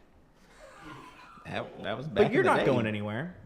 And I don't think you're moving anytime soon. No, I like Do this you house. wear the necklace often? I wear it from time to time. I keep it, on this mannequin head. I look at it. It's so weird looking. Okay. It's like one of those half head mannequin. It's Yeah, they creeping me out. display It's terrible. jewelry on? Ugh. Yeah. Ugh. It would All look right. better on me. I'm just Okay. saying. I have a judgment in this case. For good measure. Since you can't physically wear the necklace because you don't have a corporeal form, I'm going to allow the defendant to keep it on the grounds that it is kept on display. On display? Yes, and not on a creepy half mannequin head either. Thank you. It's going to be on one of those felt neck things. Felt. Okay, yeah, I got Yeah, you. you know I can- Can I request a spotlight too, just to make it shine? It's beautiful. It deserves a spotlight. Just a little one. Just a little light. I don't know about a Or spotlight. maybe next to a window so it gets a good. Do you have a mantle? A mantle, yes. Yes, I do. Put it on there. Okay, you got it. You got it, man. And put up some track lighting, because that's classy. Yeah, track All right, lighting. yeah. All right. All right, we can do I can- that. I can do agree track with that. lighting. I can agree Big with fans of track lighting. Okay, everybody. Can we call it ACK lighting? Okay, everybody. Come on! We've got one more case that for a this casting evening, but I want to give, if somebody's been hankering for judging, this is your last opportunity. Does anyone else want to judge? Oliver want to judge? Oh, we've got one more judge. Does anyone want to be a bailiff? Any other bailiffs? Oh, we've got a bailiff. It's all female. What a wonderful progressive society that we live in these days. So everybody get ready for case 12. Case 12 is Clatterbuck versus, oh my gosh, Fenstermacher. Clatterbuck versus Fenstermacher. If you're involved in this case, get ready. Well, the judge and bailiff looks like they're already settled. And if I could get somebody else, Pat O'Rourke, where are you? Where is he? Is he not? Is he in the bathroom? He stepped into the bathroom. Okay, so we're going to do some bits with the chat for a little bit. All right. We have no proof that jewelry was gaudy. That is a good point. It was beautiful. Somebody in the chat pointed out, let's see, Chudley Cannons pointed out John Wick 2, John Wicker. That's great. I would watch that. I like the first John Wick so much. Me too. Judge, what's your name? My name is Judge Lee. Ooh, Judge Lee. Very nice. And does the bailiff have a name? Oh, I've got a name, but I like to go by the Foxinator. Oh, the Foxinator. I like it. I like it. And I like your shirt. You got it. You got to haunt it. Live a little or die a little. Who knows? Yeah. We're still killing time for Pat to come back. Hey, the judge mic might be off. That is a note that we have repeatedly gotten from the audience. Which mic is the judge mic, Pat? Oh, that would be this one. Can I, Yeah. Well, I've got to Judge, can you speak for a second? Hey, this is Judge Lee talking here from Chicago, Illinois. Can you talk in, please? Hi, I'm still talking. Just testing to see if you can hear me at all. Can you hear me? I can hear you. 1, 2, 3, 4, 5, 6, 7, 8. What's after that? 9, 10, 11, 12, 13, 14, American, please. 15. Oh!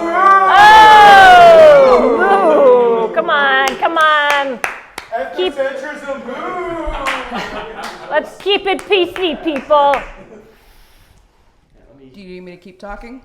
Well, you guys can just like hang out and talk for a second. Oliver, come here. Oh, that is a cute ghost dog. What's this theme song? Oliver. What is his theme song? Oh gosh, I don't know. He's probably like a really cute little like. Can anybody sing the Underdog theme song? I can't. Can anybody do a French horn? Because he's so quiet and unassuming. Come here.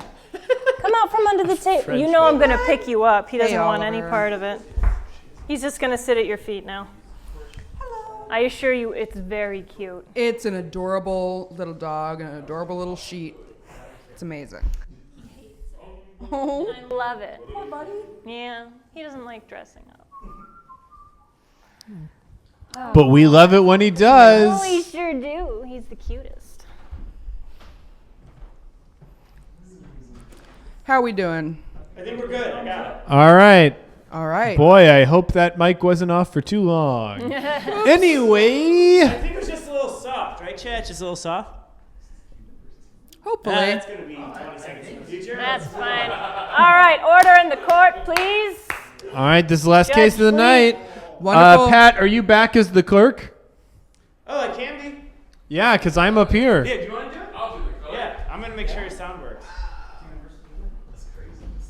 All right. All right. Where are we on? 12. Order in the court, Judge Lee presiding. Great. So for the last case of the night, can we get the plaintiff's full legal name, please? My name is Clarence Clatterbuck. Clarence Clatterbuck? Clarence Clatterbuck. Clarence? Wonderful. And can we get the defendant's full legal name, please? Yeah, that would be Buck Fenstermacher. Buck Fenstermacher. All right. Well, the plaintiff is brought here to court, so let's hear what we're here to even figure out about. Yeah, I would be very interested to hear about that. Yeah. I'm sorry. Keep it neutral for now. Me? Should the clerk read something? Yeah, maybe the clerk should. All right. No. Kangaroo court. Sure, this is a contract dispute between living people about the defendant's certification of the status of property at 96 Hudson Street. That's correct. I purchased the hardware store Fenstermacher's hardware store. You're not even pronouncing it right. All right, no. We'll hear from you in a second. You're a pile of poo. Anyways. Keep it Did neutral. you just hear? Keep That it- is a verbal assault. Order! Keep it neutral. Don't make me get up. I'm very sorry. I purchased the hardware store unnamed. It is named just for the court record. All right, you only have 1 minute. Keep it going. All right. Well, I purchased it, and I was told that it was going to be 100% hump-free. And it has been anything but. Why, there is just a little girl that keeps coming in, and she asked for penny candy, and I said, I don't got no penny candy for you, girl. And she's a ghost, and she walks through a wall, and I get spooked. That's it, Your Honor. All right. 20 seconds. I don't need to elaborate. I feel my fear. Thank you. All right. All right. And defendant? First of all, I would like to start by saying I, Buck Fenstermacher, am a sovereign citizen, and I do not recognize the authority of this court. I am being held here against my will. Oh! Boo it up! See if I care! Why are we recognizing the authority of all sorts of haints and spookums and Mr. gasps? Buck, while you're here, you might as well tell me your side of the story, whether or not you recognize my authority. Fine. I sold a property. This man here claims that he asked about haints and spookums. He didn't ask about that once during arbitration. I most certainly did, Your Honor. He did not ask about that once. It is not in our contract at all. It's not written down. It was not agreed to by handshake or blood. I have blood in me, Your Honor. Am I not supposed to speak right now, or is this kangaroo court? This is kangaroo court. I'm That's finding you fine. both very amusing. I can box like a kangaroo. All right, that's time. Okay, so Mr. Time is Buck, were you aware of any hauntings at the time of the sale of the property? First of all, I do not recognize the authority of... That's fine. Just think of yourself as telling me a story. I do not recognize the authority of dead people.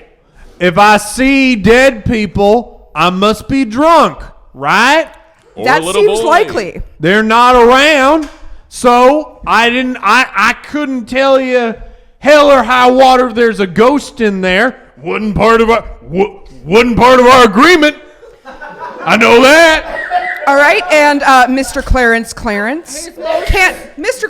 Clarence, first off, can you prove that the little girl that you've seen asking for penny candy is in fact a ghost and that you didn't nod off while she came into your store? Could just be a pale young lady. I'm sorry, Mr. Buck, this is no longer your turn. Do you want me to bring some of her goo? I'm sorry, She leaves goo everywhere. Oh, she does leave. She leaves ectoplasm. Okay, that's good to know. Objection! Children leave goo everywhere. That is a fair point. Can you prove that this is ectoplasm and not human toddler goo? No, I'm not a gooologist. All right. Well, that is records worth noting. show that. Mr. Clarence, are there any other specters that are haunting your store, and are they doing you any substantial financial damage for your property? Oh, the kid down the street hangs out in the section with knives. And is he a ghost, and does he enter your property? No, he's just a boy with a lot of free time. That does not seem pertinent to the case at hand. I'm sorry, we'll have to move on to the next point. Do you have a copy of your contract that you can point to wherein there is a non-haunting policy and disclosure statement stated in your in the transfer sale? It's in a PDF. I don't think that your attorney probably would have presented this as a PDF. I'm going to need a hard copy. We agreed not to have attorneys here. This isn't the kangaroo court, is it? Oh no, I'm talking about your property attorneys when you initially made the sale. I represented myself. That seems likely. And I had the small child that was standing in the knife section be our third person to just, stamp it as a. Is that third person a registered notary? Sure. Okay. Can you provide me with the document? Yeah, let me just pull up my PDF here. I'm sorry, it would have been a physical document from a notary. What is Living this, or dead is fine in this court, No, but I do need it to be a public notary. We DocuSign everything. We all know that, okay? It got I'm sorry, no, DocuSign is not And that's valid for transfer sale. Okay. Well, unfortunately, in this case, seeing as how there is no record of sale of the property in the first case, whether or not there was a notification of haunting in the property, I'm going to have to rule that Mr. Buck is still the legal owner of the property. Regardless of. I don't want to own that property. There's a portal to hell in the basement. There is a portal to hell in the basement. I do not want to own that. Ultimately, you did not actually transfer your property over to Mr. Clarence Clarence. And you are still the legal responsible party for the property of the hardware store. There are Cinnabons. That place is lousy with Cinnabons. You can't send me back there. You are dismissed. Bailiff, it's a kangaroo court. Bailiff, remove Mr. Buck. I do not recognize the authority of this kangaroo court. What's happened to me? No, I'm a sovereign citizen. Y'all can't do this to me. I'm sorry, that's going to have to go into a different court. That wasn't the settled. That wasn't the point of this dispute. I'm sorry, you'll have to take that up further in a different time. Let me just show you this PDF document. I think it's going to clear everything up. And that's Ghost Court. Everybody, thank you so much for watching Ghost Court. Thanks everyone to participating in Ghost Court. If you liked what you saw here, you can pick it up on Kickstarter right now. You can go there right now and back your copy. This was designed by Jason Morningstar. He did Fiasco. Holy shit, right? Oh, it's a corgi. Look at how cute it is. Buy a copy of Ghost Court. A big thanks to Alex Roberts, the Kickstarter manager for Ghost Court. She's also on the One Shot Podcast Network. She does Backstory. It's so much fun. Her first episode with Jason Morningstar. Holy shit, right? Holy shit! Okay, that's it. It's time to kill the stream.